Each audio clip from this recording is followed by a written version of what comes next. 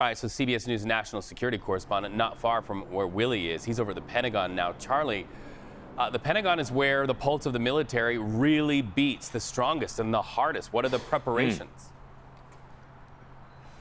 Well, you know, interestingly, it's Juneteenth, and I can't remember a time I've walked through the building and haven't seen a single soul. I saw one person when I was here in this building that houses potentially 27,000 people, if that's any indication at all. However, the DOD is in the business of preparing for war. It's what they do every day. Right. So the idea that they might be preparing for military action there in that combatant command, central command, I can tell you that the USS Carl Vinson Carrier Strike Group is in place, and with it a whole slew of destroyers, cruisers, F-18s, F-35s. That's already there. In addition, there are two other carrier strike groups that are headed in that direction. One of them, the Nimitz, which is coming out of Indo-PACOM, or in the Indo-Pacific, sorry, getting all military here. Another one headed to the European command area, the Gerald R. Ford. And with it, once again, you will have those assets. They always travel with essentially a flotilla of destroyers. Destroyers, by the way, that have already been active in the defense of Israel for incoming missiles from Iran. So you've got a couple off the coast of the Mediterranean. You got a number of them in the Red Sea. That's important because of the Houthi presence there, because this isn't just about providing force protection for as many as 40,000 U.S. forces that are spread throughout that area. But it's to have a military presence, a sort of forward operating military presence. Yes, it's a show of force, and we do know that there are more aircraft on the way, specifically F-16s, F-22s, F-35s. So when you start looking at the big picture, because what the Defense Secretary is trying to do is to give the White House as many options as possible. It's not just the weaponry that's headed there, but the kinds of weapons.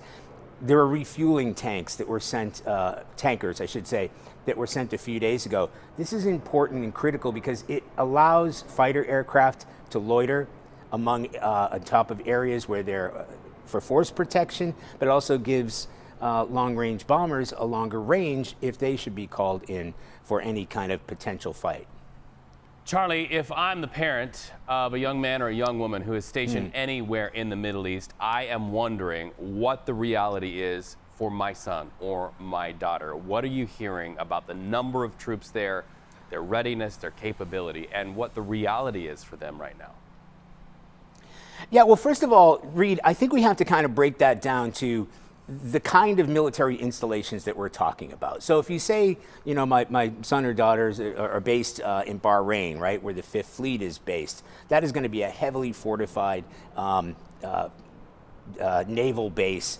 It's got several layers of defense. Throughout the UAE, parts of Kuwait, these are firmly established, large U.S. military bases, including the ones in Qatar and UAE.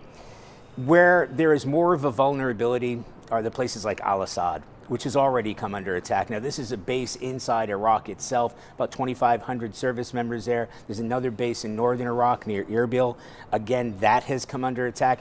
And I'll remind you, Al-Assad came under the largest ballistic missile attack from Iran after Soleimani was assassinated, again under President Trump's watch. So they have shown that they can attack those bases. There were a lot of TBIs, injuries, because of the ferocity of the attack, but that is a vulnerability. Now, what are they doing in terms of reinforcing that? They also have to be worried about Iranian-backed proxies. So, as I understand it, it's been told to me by U.S. officials, they'll have more fortification outside. They got to be keeping an eye on, you know, car bombs, mortars, any of the bad actors, of which there are several in that Iraq region. So, you know, the further out you go to more of a sort of combat outpost rather than a huge military installation, there is a vulnerability there, not just from Iran, but from Iranian-based proxies. And of course, we can't rule out the Houthis. We have U.S. warships within reach of the Houthis, and they have attacked before. That's been put on hold, but they may rejoin this fight if Iran were to come under attack. So, you know, this is, first and foremost, this is about force protection. As I'm told, even though they're flooding this area with U.S. military assets, that is to protect U.S. forces in the region, not necessarily putting themselves in an offensive position. Charlie Daggett outside the Pentagon on this Juneteenth. Thank you so much for that update. So much to keep track of, so many pieces there on the board. We appreciate it so very much.